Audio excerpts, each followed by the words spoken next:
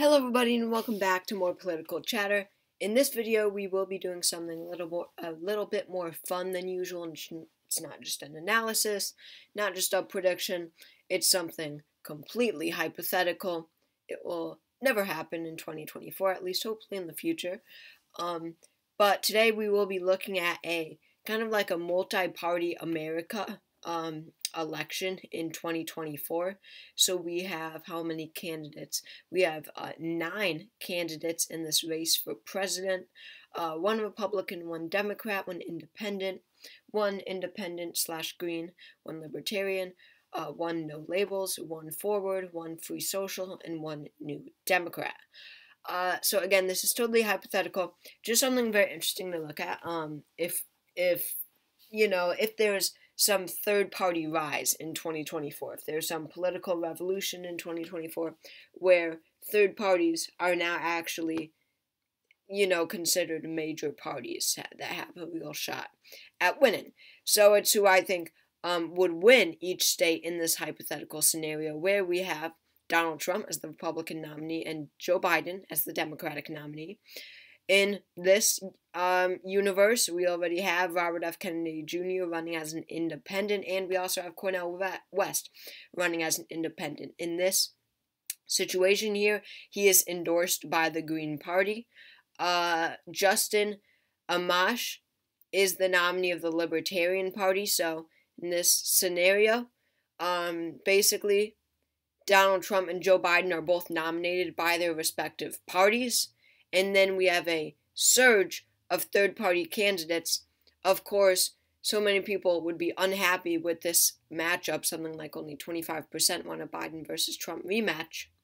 So we will see a surge in this scenario of third-party candidates. So once Joe Biden and Donald Trump are nominated, then Justin Amash announces his bid as an independent as the Libertarian Party. He's a former congressman from Michigan, by the way, because his party, the Libertarian Party, already nominated Chase Oliver for president.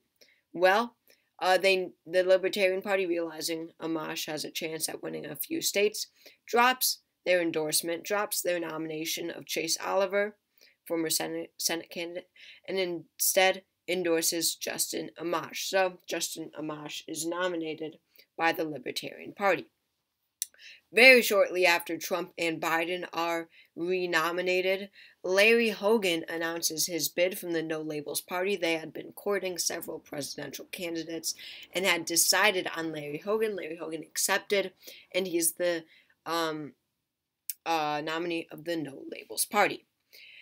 Seeing this surge of third-party candidates with, in this scenario, Kennedy polling at 15%, Cornel West polling at 4%, Amash polling at 5%, and Larry Hogan polling at 9%, Andrew Yang of the Forward Party sees this as an opportunity to take down the two-party system, and he realizes that a bid from his party, the Forward Party, will only add fuel to the fire that the two-party system is currently experiencing. In this situation, he realizes that more third-party candidates will only help the cause of taking down the two-party system. So despite him refusing to run, or the Forward Party refusing to run a candidate in 2024, earlier this year, talking in 2024, despite that, Andrew Yang is running from the Forward Party, former presidential candidate. And then we have Mark Cuban from his newly created Free Social Party also make an independent run. Like Yang, he sees this as an opportunity to take down Trump and Biden so that we do not have that Biden-Trump rematch, and he sees that he can take votes away from both Trump and Biden in many states. So that means, he's helping the cause of taking down Trump and Biden. So Mark Cuban forms his own party, Free Social Party, which is centered around the economy, a capitalist kind of economic ideals. However, with many socialized government programs, free healthcare, basically free college, mostly free college, I guess, free community college at least, and whatever. And then finally, we have Dean Phillips of the New Democrat Party, also a newly created party by Congressman Dean Phillips, who launched a bid against Biden in the primary, but lost and is sour about that loss, and again, wanting to take down this Trump versus Biden rematch. So we have 9 candidates in this presidential election, and let's get started. We will not be doing any margins, unfortunately, because with all the colors, that can get really confusing, and it'll be very confusing to see whose is who, saying that Yang and Phillips and Biden's colors are very similar. I guess that's it, but I guess I should have made them a little different. So we will just keep the solid colors. Where to even start? I guess we will start with some home states, I suppose. With their giant war chest, Larry Hogan of the No Labels Party will be voted in by the beloved Maryland, or he is the beloved of the people of Maryland. Maryland loves him, basically. Maryland would go to Larry Hogan in this scenario. Obviously, I can't go in an analysis with every state. Joe Biden wins Washington, D.C. It's too solidly Democratic to go anywhere else. He will also win his home state of Delaware. Cornel West, on the other hand, will carry Hawaii, a very progressive state, especially when you consider Andrew Yang in the race, definitely taking away from Biden. Mark Cuban would do well in Hawaii, taking away from Biden. Larry Hogan taking away from Trump and Biden. And Trump, not many Republicans, Trump voters in Hawaii. Cornel West would come out on top. Dean Phillips would win his home state of Minnesota. Definitely running a campaign just to appeal to, the Midwest, basically. He won't have really any appeal anywhere else. Lots of candidates taking away from Biden mostly in a lot of these states like Minnesota and these deep blue states. Moving over to the state of Michigan, Justin Amash carries the state of Michigan very narrowly. This is one where it would be tough, but Amash does take a lot of votes away from Trump directly, along with Larry Hogan.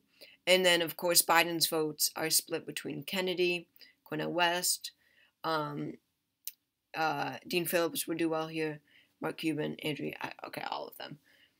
Robert F. Kennedy Jr. carries the state of Kentucky and West Virginia. While I'm at it, he would do very well in coal country. That's 2 states for Robert F. Kennedy Jr. Where do we go next? Did we give a state for everyone? No, we didn't give a state for Donald Trump. Wyoming, North Dakota, and South Dakota. Nebraska at large. Nebraska's first. Nebraska's third. All very solidly for Trump. Not enough energy from the candidates that would take away from Trump here, like Larry Hogan, like Justin Amash, maybe Mark Cuban, RFK Jr. Not enough energy for them here for these to be particularly close. Mark Cuban wins the state of Texas.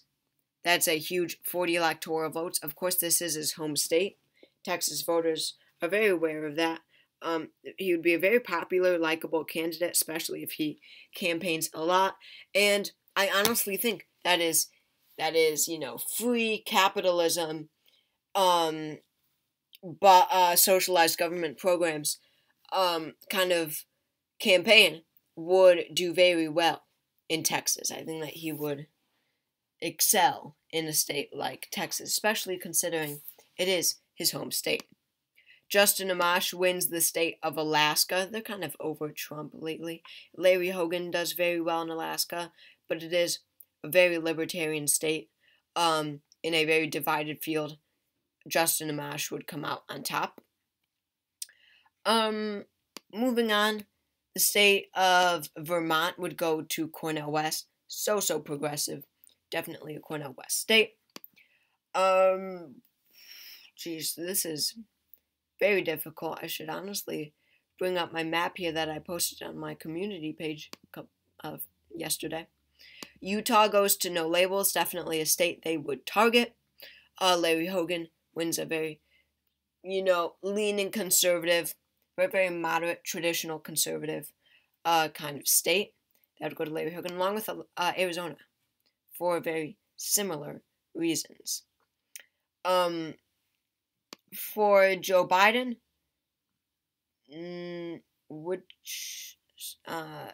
so Washington, I think Joe Biden wins. It's 18 electoral votes for Joe Biden. There's not anyone that would do particularly well in a state like Washington. Illinois, I think that Biden carries. Very Democratic. Larry Hogan would do okay here. RFK Jr. would do okay here. But no one would do really that well. This would mostly be a Trump versus Biden race, and of course, in that race, Biden excels in a safe Democratic state. Andrew Yang has 0 electoral votes, wins his home state of New York. That goes in the Yang column. He definitely has a solid block of independent voters here. Then when you look on the Democratic side, you see lots of Democrats, of course, supporting Joe Biden. You see lots of Democrats supporting Cornel West. You see lots of Democrats supporting Mark Cuban. You see lots of Democrats supporting Larry Hogan, and Kennedy for that matter, and, of course, Yang. So, I think that with his independence and Trump vote being split between him, maybe like Larry Hogan, Yang would come out on top. In Massachusetts, I would give this one to Joe Biden. Definitely a very Democratic state. Probably not enough energy for anyone else for it to go to a different candidate. Robert F. Kennedy Jr. wins the state of New Hampshire, a very independent-minded state. I think that they politically very much align with RFK Jr. Independent, free, live free or die is their motto for a reason. In Maine's 1st congressional district, Cornel West pulls out a narrow win, considering that Larry Hogan and Kennedy would do very well, taking away from Biden and Trump. But with West's base among independents, he would be able to win there. In Maine's 2nd congressional district, I would say that RFK Jr. Excels. Does pull out a narrow win, considering so many of them are independents. And then Maine at large is tough, but I think that Kennedy would do pretty well in the 1st district, so that means he wins Maine at large. Moving on to Rhode Island, Larry Hogan pulls out a win. The Democratic vote is severely split between Biden and Larry Hogan, and Kennedy somewhat as well. So when you look at the independent vote, Yang doesn't do that well there. Kennedy won't do amazing, not better than Larry Hogan. So Larry Hogan pulls out a win in Rhode Island. In Connecticut, I would say that this is also a Larry Hogan state. Pretty moderate voters here. Definitely say that no labels would target. And then looking at New Jersey, this is an Andrew Yang state, definitely right next door to New York City. We definitely carry that base of independent voters in around New York City. Northern Jersey would definitely carry the state with those voters. Moving on, so we got the New England, most of the Northeast done. Then looking at Florida. Florida's very tough because Trump does have his base here. However, I think that Larry Hogan and the No Labels Party would do very well among the older, senior, moderate voters, senior citizen voters in Florida, and that Larry Hogan would be able to carry the state of Florida if they target that state. I think that Mark Cuban will carry the state of Georgia. State is very similar to Texas politically, just a bit more left-leaning, which is even better for Mark Cuban. And the vote here would be extremely divided. I think that Mark Cuban could pull out ahead. With his like 12% of the vote, or not that little, with his like 15% of the vote, would carry the state of Georgia. In South Carolina, Kennedy does well. Larry Hogan does very well. It's basically a contest between Kennedy, Hogan, Biden, Trump. Probably not Mark Cuban. So basically these four. I would have to say that Donald Trump pulls out a win in South Carolina. Looking at it, Hogan and Kennedy. They will both take more away from Biden and Trump. In Alabama, there's really not much opposition to Trump. Same goes for Mississippi. Louisiana, we could see some shakeup from no labels, especially with Bill Cassidy as their senator, probably endorsing Hogan. But that goes to Donald Trump. Arkansas, Donald Trump definitely carries it. Tennessee, I don't see any reason why it wouldn't go to Trump. Looking at North Carolina, Larry Hogan does okay. Justin Amash does pretty well. It's a pretty libertarian state. But at the end of the day, Trump voters most of them would still stay with him. And Donald Trump takes the lead with his North Carolina win. In Virginia, Biden, of course, it's a Democratic state, so Biden would be the front runner here going into the election. And then we have those Trump voters. No third party would really do that well in Virginia.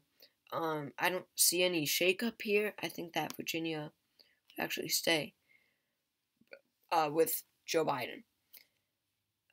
In Pennsylvania, let's see. In Pennsylvania, of course, we have Trump and Biden. Andrew Yang does pretty well here. Larry Hogan, I do think would come out on top, though. Now Larry Hogan takes back the lead over Trump. Right next door to Maryland, definitely doing very well in the suburbs here. Very critical voting bloc. And think that, with all these candidates, Larry Hogan, with his funding, would be able to come out on top. In Ohio, Ohio's a bit tricky because we have Kennedy definitely coming in third or second, taking lots of vote away from Donald Trump here. Question is, would it be enough?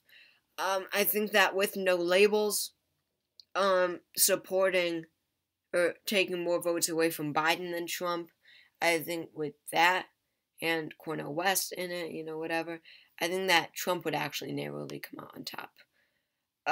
Looking at Indiana, very libertarian, conservative, socially kind of accepting, but conservative state. Very pro-freedom state. I think that Justin Amash wins it, considering it's right next door to his congressional district. Lots of libertarians in Indiana. They actually have a pretty strong state party, the libertarians there. Fun fact. In Wisconsin, I think that Dean Phillips would really target Minnesota, Wisconsin, Michigan, Iowa, Illinois, that's it. I think that he would be able to come out on top in Wisconsin, considering all of his resources will be around these states, and he does appeal to Wisconsin, definitely, as a congressman, whatever. In Missouri, Justin Amash does pretty well, Kennedy does okay, Larry Hogan does okay. Won't be enough to change its outcome. I think that Trump wins Missouri. In Iowa, no one really does that well. Maybe Dean Phillips steals votes away from Biden. So that would be a Trump state. In Kansas, this one's interesting. Justin Amash wins 8%. Larry Hogan wins 10% maybe. Mark Cuban does pretty well. Kennedy does 15%. So we see lots of third-party candidates do very well in Kansas. I would have to say that Larry Hogan comes out on top in the state of Kansas, looking at all those candidates. Oklahoma, I'm feeling like it could go to Justin Amash. But just the name recognition, I don't know if he's recognized enough in a state like Oklahoma for it to go to him. So I'd have to keep that one with Trump. Moving on to Colorado, I would have to give this one Robert F. Kennedy Jr., independent, progressive state, just like Kennedy for the most part. New Mexico, very libertarian state. The Democratic vote would be split severely between Biden, Kennedy. Cuban does well here. Hogan, maybe even Phillips a little bit. Republican vote split between Trump and Amash. Amash outpaces Trump a little bit. So New Mexico would have to go to Justin Amash. Then we have Montana. Kennedy, rural appeal, independent appeal, freedom appeal would come out on top in Montana. Idaho is difficult, but I'd have to say that's a Trump state. Oregon, it's a contest between Biden, Trump, Hogan, and Kennedy. And maybe Mark Cuban. Mark Cuban could win like 7%, honestly. But I would have to say that in this divided field where we have Hogan and Kennedy taking so much votes away from Trump and Biden, I think that given the independent vote really sticking with Kennedy more than Hogan at least, or Trump or Biden, I'd have to say that Kennedy comes out on top in the state of Oregon. In Nevada, definitely a state where Larry Hogan, Andrew Yang, forward and no labels, do well. Mark Cuban does well here, honestly. Kennedy does okay. Then, of course, we have the Biden and Trump votes. This one's difficult, but I would have to say that Trump wins, considering Kennedy, Yang, Hogan would all take votes away from Biden, definitely, directly. But then we have the state of California. Very important state. Now let's break it down. We really have to talk about this one. This one has the most electoral votes. Mark Cuban is a contender. Free Social Party. Cornel West, not really a contender. He doesn't do that well with all these candidates. Robert F. Kennedy Jr. steals maybe 7%, but it really won't be enough. Andrew Yang steals 5%, still not enough to be a serious contender. Larry Hogan, no labels, has a lot of money. They could do some damage in California. 12% for no labels, maybe. Justin Amash, no shot. Joe Biden, and then Donald Trump. So we're looking at a Trump versus Biden versus Hogan versus Mark Cuban kind of scenario here. Did I say Yang? No, I didn't say Yang. And breaking this down, Mark Cuban would steal most of this independent vote here. The independent vote usually sways towards Joe Biden. Larry Hogan, I mean, the Republicans here in California are some of the more moderate, looking at the country. So I think that if Larry Hogan targets these Republicans, then he could do a lot of damage to Trump. So I would say that Mark Cuban comes out on top in California. And look at this electoral count. So, and then Nebraska's second. I don't know, Biden. So what happens when no one wins a majority in the Electoral College, obviously, it goes to the House of Representatives. So looking at this electoral count, we have Donald Trump winning this election. I mean, he doesn't become president from this. But looking at this electoral map, Donald Trump comes out on top with 128 electoral votes. In second place is Mark Cuban winning only 3 states, but 2 of them being very big states, at 110 electoral votes.